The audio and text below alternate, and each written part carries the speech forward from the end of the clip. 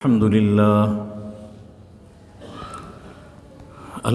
لله وكفى وسلام على عباده الذين اصطفى لا سيما على سيد الرسل وخاتم الأنبياء وعلى آله الأصفياء والرضوان على أصحابه الأتقياء.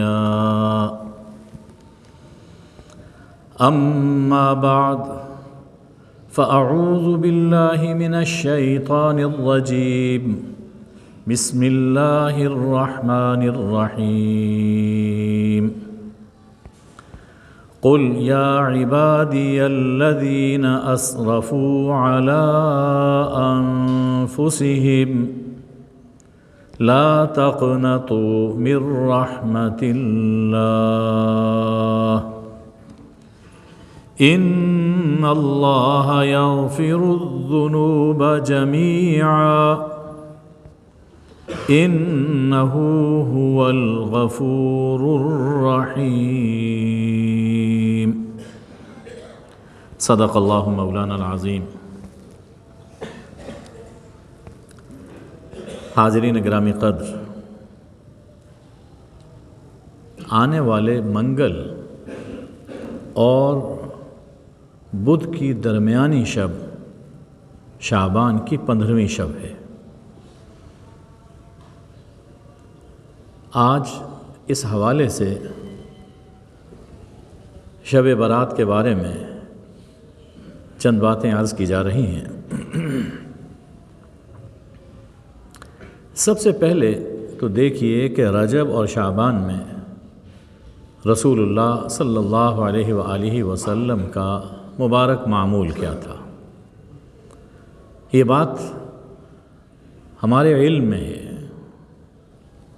کہ رجب شروع ہوتا تھا تو حضور اکرم صلی اللہ علیہ وآلہ وسلم برکتوں کی دعا کرنا شروع فرما دیتے تھے اور یہ عرض کرتے تھے اللہ کی بارگاہ میں کہ بلغنا رمضان، اے اللہ ہمیں رمضان نصیب فرما دے. تو اس سے معلوم ہوا کہ حضور اکرم صلی اللہ علیہ وآلہ وسلم 2 ماہ پہلے سے رمضان کی تیاری شروع کر دیتے تھے. رمضان کا اشتیاق بڑھ جاتا تھا. ہمیں بھی چاہیے کہ ابھی سے اپنے معاملات کو سمیٹنے کی کوشش کریں تاکہ رمضان شریف میں عبادت و تلاوت کے لیے زیادہ سے زیادہ وقت مل سکے. خیال رہے کہ رمضان کی عبادت کا تمام سال اثر رہتا ہے. جس نے رمضان پا لیا اس نے پورا سال پا لیا، اور جو رمضان سے محروم رہا پورے سال اس کی تلافی نہیں کر سکتا. اور یہ تبھی ہوتا ہے کہ جب رمضان سے پہلے اپنے دل کو صاف کر لیا جائے. جتنے جھاڑ جھنکار جمع ہو گئے ہیں تو رمضان کے آنے سے پہلے اپنے دل کی کھیتی کو صاف کر لینا چاہیے تاکہ رمضان میں رمضان کی رحمتوں برکتوں کی بارش کے لیے ہمارے دل پہلے سے تیار ہو چکے ہوں. ورنہ بہت وقت انسان کا ضائع ہو جاتا ہے. حضور اکرم صلی اللہ علیہ وآلہ وسلم کا ایک معمول حضرت اسامہ ابن زید رضی اللہ عنہما نقل فرماتے ہیں، میں نے عرض کی یا رسول اللہ، میں دیکھتا ہوں کہ جتنے روزے آپ شعبان میں رکھتے ہیں، جتنے نفل روزے آپ شعبان میں رکھتے ہیں کسی اور مہینے میں نہیں رکھتے. فرمایا کہ ہاں. وجہ یہ ہے کہ یہ وہ مہینہ ہے کہ جس کی عظمت اور برکت سے لوگ غفلت میں رہتے ہیں، لوگ اپنے کاموں میں مصروف رہتے ہیں، غافل ہوتے ہیں، اور یہ گھڑیاں گزرتی چلی جاتی ہیں۔ فرمایا کہ یہ وہ مہینہ ہے شعبان کا، یہ وہ مہینہ ہے کہ جس میں اعمال رب العالمین کی بارگاہ میں پیش ہوتے ہیں۔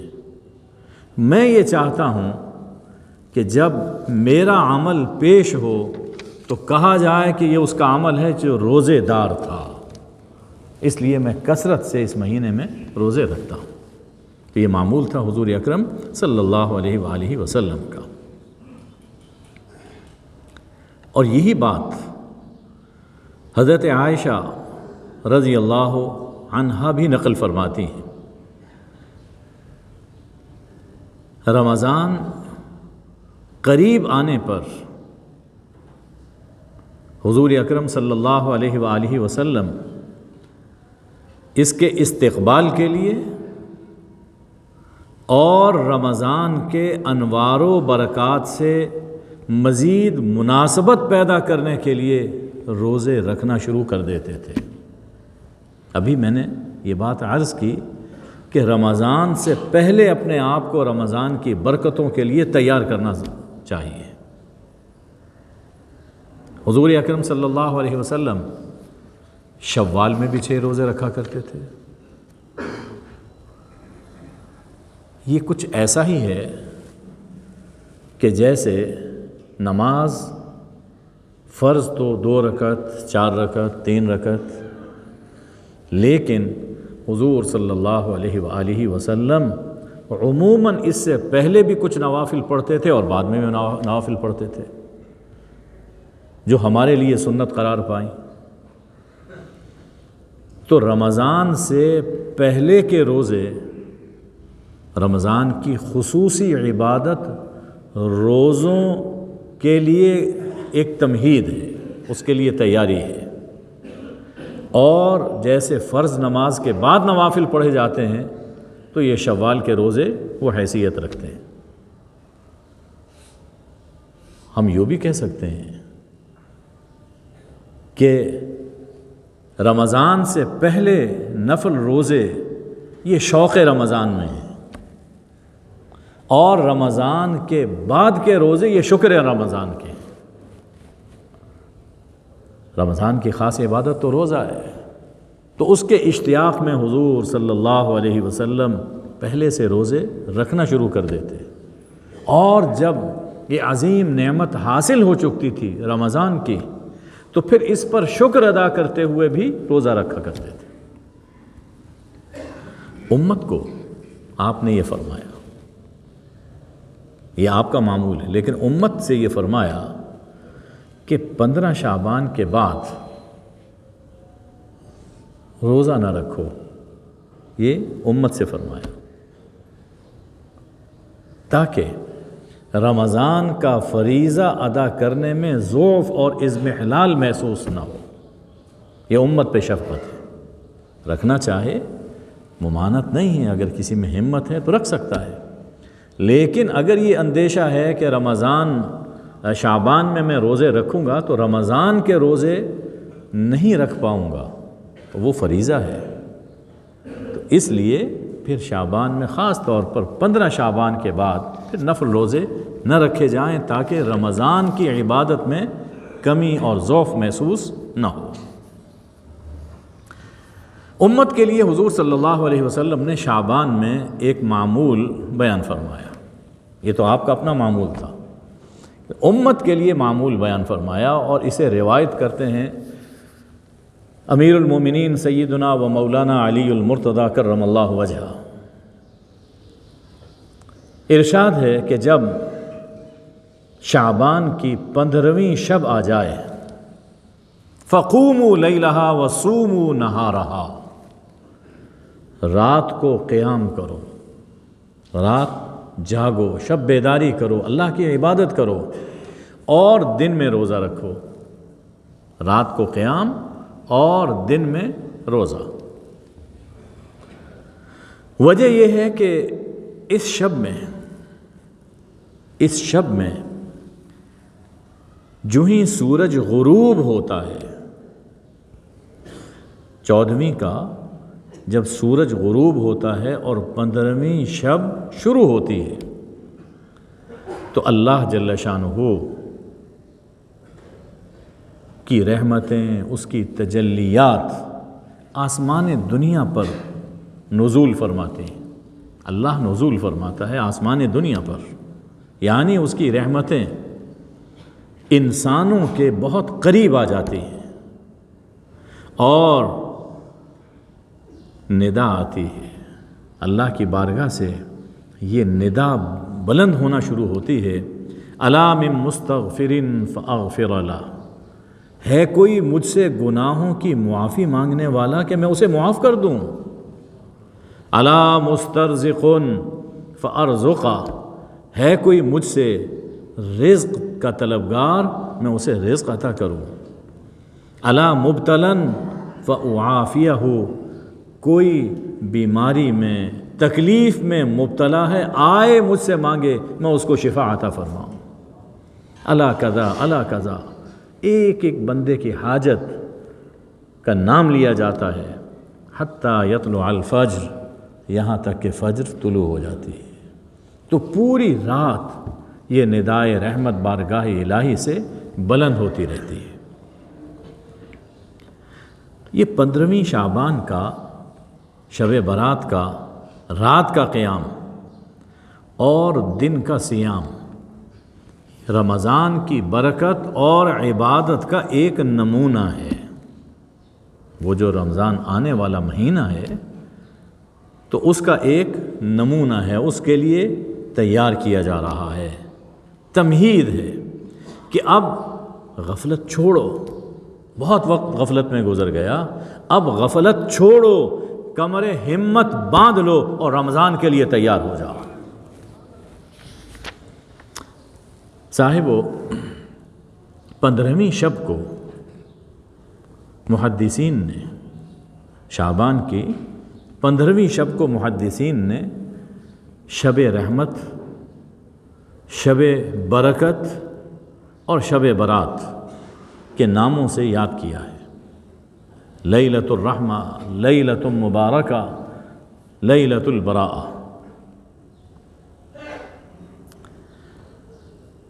شعبان شروع ہوتا ہے اور ابھی یہ رات جب آنے والی ہے تو آپ دیکھیں گے اخباروں میں کالمز آتے ہیں اور سوشل میڈیا پر مختلف میسیجز چلنا شروع ہو جاتے ہیں۔ دو طرح کی باتیں آج کل کہی جا رہی ہیں۔ کچھ لوگ تو یہ کہہ رہے ہیں کہ سب کچھ اسی رات میں ہے، سب کچھ اسی رات میں ہے،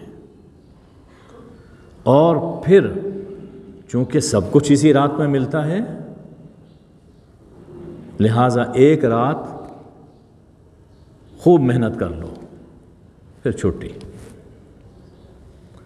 اور کچھ لوگ یہ کہتے ہیں کہ اس رات میں کچھ بھی نہیں ہے لہٰذا کیا ضرورت ہے، لوگوں کو بھی کہتے ہیں کہ کچھ بھی نہیں ہے، نماز پڑھو اور سو جاؤ بس۔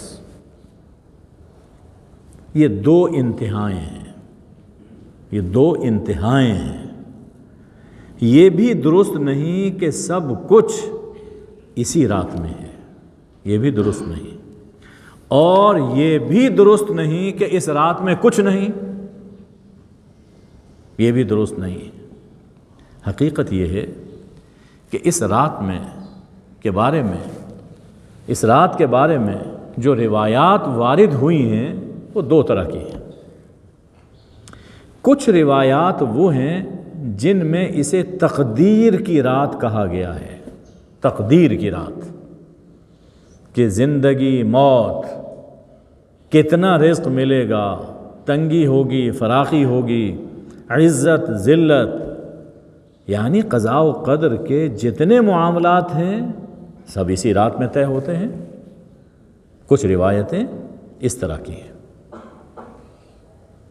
اور پھر کچھ لوگوں نے اپنی اس بات کا ماخذ قرآن مجید سے تلاش کیا۔ سورہ الدخان میں اللہ جل شانہ نے فرمایا کہ انا انزلناہ فی لیلۃ مبارکہ، لیلہ مبارکہ کا ذکر ہے، تو کہا کہ سورہ الدخان میں جس لیلہ مبارکہ کا ذکر ہے اس سے مراد شب برات ہے۔ یہ روایات درست نہیں، یہ روایات درست نہیں ہیں، اس لیے کہ خود قرآن مجید کی صریح نصوص کے یہ خلاف ہے۔ جو چیز صریح نص سے ٹکراتی ہو اس کو قبول نہیں کیا جا سکتا، صریح نصوص کے خلاف۔ سورہ دخان میں مذکور لیلہ مبارکہ کا مصداق شب برات قرار دینا درست نہیں، اس لیے کہ قرآن مجید میں اللہ نے واضح طور پر فرما دیا کہ انا انزلناہ فی لیلۃ القدر، ہم نے اس رات کو، ہم نے یہ قرآن مجید شب قدر میں اتارا ہے۔ اور سورہ بقرہ میں اللہ جل شانہ نے فرما دیا کہ شہر رمضان الذی انزل فیہ القرآن، رمضان کا مہینہ ہے جس میں قرآن نازل کیا گیا۔ تو اس سے قطعی طور پر متعین ہو گیا کہ سورہ الدخان میں اللہ جل شانہ نے جس لیلہ مبارکہ کا ذکر فرمایا ہے کہ ہم نے یہ قرآن ایک مبارک رات میں نازل کیا، اس سے مراد شب قدر ہے، اور یہ رمضان میں آتی ہے، شعبان میں نہیں آتی۔ آگے بڑھنے سے پہلے ایک اور بات کی طرف توجہ دلا رہا ہوں، اور اس کا علم مجھے بھی اسی سال ہوا۔ 27ویں شب، رجب کی 27ویں شب، مشہور روایت کے مطابق معراج شریف کی شب ہے۔ ہم اسی حوالے سے اس کو شب معراج کے طور پر سیلیبریٹ کرتے ہیں۔ لیکن میں نے پڑھا اور سنا، اور کچھ علماء کی زبانی سنا کہ اس رات حضور صلی اللہ علیہ وسلم پر قرآن نازل ہوا۔ اس رات مجھے بڑی حیرت ہوئی کہ یہ کیا آپ کہہ رہے ہیں۔ میں نے پوچھا تو مختلف کتابوں کے حوالے ہیں، میں نے چیک نہیں کیے، حوالے دے دیے۔ میں نے انہیں لکھ کر بھیجا کہ اللہ کے بندو، قرآن واضح طور پر یہ کہہ رہا ہے کہ شب قدر میں قرآن نازل ہوا، اور شب قدر ماہ رمضان میں ہوتی ہے، تم 27ویں رجب کو منا رہے ہو۔ اس کے مقابل میں کوئی کتاب، کسی کتاب کی کوئی حیثیت نہیں ہے۔ اس کا جواب نہیں آیا۔ تو یہ بات بھی نوٹ کیجئے کہ لوگ کس طرح سے نزول قرآن کی شب میں اختلاط پیدا کر رہے ہیں اور گڑبڑ کر رہے ہیں۔ نہ یہ قرآن مجید 27ویں رجب کی شب کو نازل ہوا، اور نہ ہی شب برات میں نازل ہوا، ماہ رمضان میں نازل ہوا اور شب قدر تھی۔ یہ قرآن کا واضح بیان ہے۔ اس کے ساتھ آپ سورہ الدخان کی ابتدائی آیتیں اور سورہ القدر کا مضمون دیکھیے، بالکل مضمون یکساں ہے، الفاظ میں کچھ فرق ہے لیکن مضمون میں کوئی فرق نہیں ہے۔ یہ بذات خود اس بات کی دلیل ہے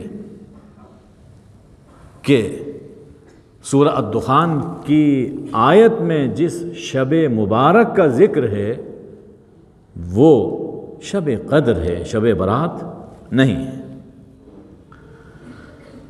صاحبو، ایسا لگتا ہے کہ بعض محدثین نے جو اسے لیلۃ مبارکہ کہا، اس سے اشتباہ ہوا کچھ لوگوں کو۔ قرآن مجید میں جب پڑھا کہ وہ لیلہ مبارکہ ہے تو اس کے مفہوم پر غالباً توجہ نہیں ہوئی کہ وہ انا انزلناہ قرآن کے نزول کی بات کی جا رہی ہے۔ ادھر محدثین نے شب برات کو لیلہ مبارکہ کہا، قرآن مجید میں سورہ دخان میں لیلہ مبارکہ کے ذکر آیا تو انہوں نے اس آیت کو شب برات پر چسپاں کر دیا۔ لیکن یہ نہایت ہلکے سے ہلکا لفظ استعمال کیا جائے، یہ سہو ہے، یہ درست نہیں ہے، اس لیے کہ قرآن کی صریح تفسیر سے یہ خود ٹکراتا ہے۔ البتہ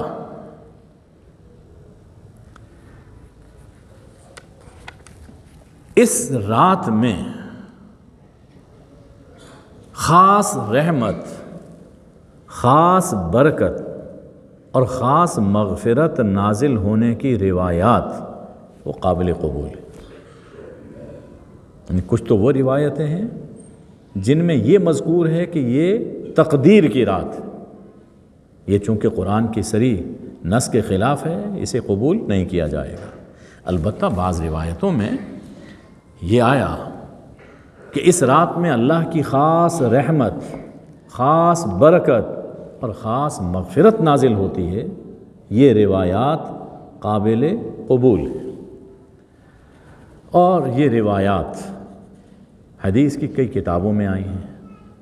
ترمذی میں حضرت عائشہ رضی اللہ عنہا سے مروی ہے، ابن ماجہ میں حضرت علی اور ابی موسیٰ اشعری رضی اللہ عنہما سے مروی ہے، مسند احمد میں عبداللہ ابن عمرو ابن عاص رضی اللہ عنہما سے مروی ہے، بیہقی میں حضرت عائشہ رضی اللہ تعالی عنہا سے مروی ہے، اور غنیت الطالبین میں امام ربانی سید عبد القادر جیلانی محبوب سبحانی علیہ الرحمت والرضوان انہوں نے بھی ایک روایت ذکر کی ہے۔ اب اس کے بعد جو عرض کر رہا ہوں اسے ذہن نشین کیجیے۔ یہ جو روایات ہیں ان کی سند کو محدثین نے ضعیف لکھا، ان کی سند کو محدثین نے ضعیف لکھا، اور یہیں سے آ کر ہمارے کچھ وہ احباب غلط فہمی کے شکار ہوتے ہیں کہ چونکہ سند کے اندر ضعف ہے لہٰذا اس رات میں کچھ نہیں ہے، مزے سے سو، سند ضعیف۔ لیکن ایک بات یہ نوٹ کیجئے، محدثین نے یہ اصول بیان کیا ہے کہ یعمل بالحدیث الضعیف فی فضائل الاعمال باتفاق العلماء، علماء کا اتفاق ہے، محدثین کا اتفاق ہے کہ فضائل اعمال میں حدیث ضعیف پر بھی عمل کیا جا سکتا ہے۔ اس سے دین کا کوئی اصول ثابت نہیں ہو رہا، کوئی فرض واجب وہ ثابت نہیں ہو رہا، اس کے لیے ایسے کسی حکم کے ثابت کرنے کے لیے قوی سند چاہیے، حدیث صحیح چاہیے، اس کے اپنے درجات ہیں۔ لیکن ایک کام کی فضیلت بیان فرمائی گئی، عمل کریں گے تو یہ ملے گا، نہیں کریں گے تو بس وہ چیز نہیں ملے گی لیکن گناہگار نہیں ہوگا۔ تو علماء کا اتفاق ہے کہ اگر سند ضعیف بھی ہو، سند میں ضعف بھی ہو، تب بھی فضائل اعمال میں اس پہ عمل کیا جا سکتا ہے۔ اور دوسری چیز، حضرت ابو موسیٰ اشعری کی روایت جو ابن ماجہ میں ہے، یہ روایت اور اس کی سند وہ بالکل صحیح ہے، اور لطف یہ ہے کہ جو ہمارے بھائی اس کا انکار کرتے ہیں خود انہی کے بلکہ ہمارے بھی محترم ہیں ناصر الدین البانی، عصر حاضر عصر قریب کے، ماضی قریب کے بڑے عالم گزرے ہیں، انتقال ہو گیا ابھی 1-2 سال پہلے۔ انہوں نے بھی ابو موسیٰ اشعری رضی اللہ عنہ کی روایت کو صحیح کہا ہے۔ تو ایک صحیح روایت سے، ایک روایت جب صحیح آ جائے تو پھر اس مضمون کی باقی روایتوں کا ضعف دور ہو جاتا ہے، یہ ایک اصول ہے۔ تیسری چیز، صحابہ کرام رضی اللہ عنہم کے دور سے لے کر آج تک امت کے علماء، صلحاء اور عوام 15ویں شعبان کے قیام و صیام کا اہتمام کرتے چلے آ رہے ہیں۔ اور یہ بھی ایک اصول ہے کہ تعامل امت، یعنی جس عبادت کا امت میں عمل چلا آ رہا ہو تو اس تعامل امت سے بھی سند کا ذوف ختم ہو جاتا ہے۔ یعنی یہ کوئی ایسی بات نہیں ہے کہ کسی زمانے میں کہہ دیا، حضور علیہ الصلاۃ والسلام سے کہ لے کر صحابہ، تابعین، تبع تابعین، سلف صالحین سبھی اسی پر عمل کر رہے ہیں۔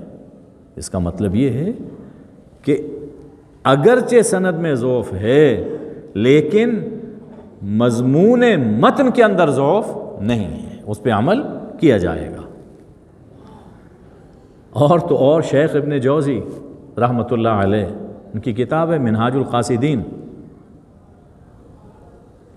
سخت مزاج ہے، احادیث کی نقد میں، پرکھ میں بڑے سخت ہیں، بہت سی روایتوں کو موضوع کہتے ہیں، لیکن 15ویں شعبان کی رات اور دن کو منہاج القاصدین میں انہوں نے فضیلت والے دنوں اور راتوں میں شمار کیا ہے۔ تو یہ بڑے محدثین ہیں، اس لیے ان کی تحقیق پر ہم اعتماد کرتے ہیں۔ اب یہاں تک تو بات یہ عرض کی کہ اس رات کا ثبوت کیا ہے۔ اب دیکھیے کہ اس رات کی فضیلت کیا ہے۔ ان تمام احادیث سے جو مجموعی طور پر ایک بات سامنے آتی ہے، سب سے پہلے تو ابو موسیٰ اشعری کی روایت جو سنن ابن ماجہ میں ہے، جس کے بارے میں عرض کیا کہ اس کی سند بالکل صحیح ہے۔ حضور اکرم صلی اللہ علیہ وآلہ وسلم فرماتے ہیں اور روایت کر رہے ہیں ابو موسیٰ اشعری، ان اللہ لیطلع فی لیلۃ النصف من شعبان فیغفر لجمیع خلقہ الا لمشرک او مشاحن۔ اللہ جل شانہ شعبان کی 15ویں شب میں جھانکتا ہے، دیکھتا ہے، پیار سے دیکھتا ہے، رحمت کی نظر سے دیکھتا ہے اور سب کو معاف کرتا ہے، سب کو معاف کرتا ہے۔ ہاں، اگر کوئی مشرک ہے اس کی معافی نہیں، یا کوئی مشاہن ہے، کینہ پرور ہے، بلا وجہ دوسرے بھائی سے کینہ رکھتا ہے، حسد کرتا ہے، اس کی معافی نہیں۔ دوسری روایت جو عبداللہ ابن عمرو ابن عاص رضی اللہ عنہما سے مروی ہے، اس میں ان دو کے ساتھ ایک تیسرا آدمی بھی ہے، وہ ہے قاتل نفس، جس نے کسی بے گناہ کو قتل کیا ہے، اس کی بھی معافی نہیں۔ مشرک، کینہ پرور اور قاتل، اور کتنی معافی ملتی ہے۔ ایک روایت ہے حضرت عائشہ رضی اللہ تعالی عنہ سے، فرماتی ہیں کہ ایک رات میں نے دیکھا کہ رسول اللہ صلی اللہ علیہ وآلہ وسلم اپنے بستر پر تشریف نہیں رکھتے اور گھر میں بھی نہیں ہیں، تو مجھے کچھ خیال آیا، کچھ بات ذہن میں آئی، فخرجت اطلبہ، میں آپ کی تلاش میں پیچھے پیچھے نکلی تو دیکھا فاذا ہوا بالبقیع، آپ بقیع الغرقد، جنت البقیع میں تشریف فرما تھے۔ اپنے گھر سے، یعنی روضہ مبارک اس وقت جہاں پر ہے وہاں سے آپ نکلے ہیں اور جنت البقیع میں آپ تشریف فرما تھے۔ اب درمیان میں یہ سوچنے کا مقام ہے، مدینہ اس وقت ایسا نہیں تھا جیسے آج ہے، گلیاں تھیں، گلیوں سے ہوتے ہوتے یہ جنت البقیع یہ شہر سے باہر تھا، قبرستان اس وقت کے مدینہ میں باہر تھا۔ تو حضرت عائشہ کہیں اور نہیں گئیں، قبرستان پہنچی۔ تو کیسے پہنچی؟ مجھے ایک شعر میں اس کا جواب ملا۔ شاعر کہتا ہے کہے دیتی ہے شوخی نقش پاکی. یا میں اس میں تصرف کر کے عرض کرتا ہوں، اس میں ادب ہے. کہے دیتی ہے خوشبو نقش پاکی، کہے دیتی ہے خوشبو نقش پاکی، ابھی اس راہ سے گزرا ہے کوئی. حضور جہاں جاتے تھے راستے مہک اٹھتے تھے، تو وہ خوشبو نے بتایا کہ حضور یہاں تشریف فرمائے، تو بقیع میں تشریف لے گئے. دیکھا کہ آپ سجدے میں ہیں، اور لمبا سجدہ، اتنا لمبا سجدہ، مجھے خیال ہوا کہ کہیں آپ اس دنیا سے آپ کی روح پرواز کر گئی. لیکن آپ بیٹھے، سلام کیا، نماز پڑھ رہے تھے، تو میری طرف متوجہ ہوئے. فرمایا اچھا کیا تمہیں یہ ڈر تھا کہ اللہ اور اس کا رسول تم سے ناانصافی کرے گا؟ کیا تمہارے دل میں یہ بات آئی؟ یعنی پہلے اللہ کا نام لیا، اس لیے کہ اللہ کا رسول جو کچھ کرتا ہے وہ اللہ کے حکم سے کرتا ہے. ذاتی معاملات میں بھی جو کچھ اللہ فرماتا ہے وہی اللہ کے رسول کرتے ہیں. میں نے عرض کی کہ یا رسول اللہ مجھے ایسا ہی خیال ہوا تھا. فرمایا یہ بات نہیں، اللہ تعالیٰ 15ویں شعبان کو آسمان دنیا پر نزول فرماتا ہے، اور بنو کلب اس زمانے کا ایک قبیلہ تھا، اب بھی موجود ہے، یہ بکریاں پالتے تھے. اس قبیلے کے پاس بکریوں کے ریوڑ بہت بڑے بڑے ہوتے تھے. تو فرمایا کہ اللہ تعالیٰ 15ویں شعبان کو نزول فرماتا ہے، اور بنو کلب کی بکریوں کے بالوں سے زیادہ تعداد میں گناہوں کی اور گناہگاروں کی مغفرت فرما دیتا ہے. بڑی قیمتی شب ہے، بڑی قیمتی شب ہے، اور جو چیز جتنی قیمتی ہو اس کی اتنی ہی قدر کرنی چاہیے. تو منگل اور بدھ کی درمیانی شب غفلت میں نہ گزاریے، اللہ سے مانگنے میں، اللہ سے توبہ کرنے میں گزاریے. یہ شب اور اس طرح کی دوسری خاص شبیں یا دن وہ در حقیقت ہمیں اللہ کی طرف توجہ کرنے کی اور توبہ کرنے کی تعلیم دیتی ہیں. اور بالخصوص رمضان کے لیے اپنے آپ کو، اپنے دل کو تیار کرنا شروع کر دیجئے، تاکہ جب رمضان آئے تو ہمارا دل پاک صاف ہو کر رمضان کا نور اخذ کرنے کے لیے تیار ہو چکا ہو. اللہ مجھے آپ کو عمل کی توفیق عطا فرمائے. وآخر دعوانا ان الحمد للہ رب العالمین.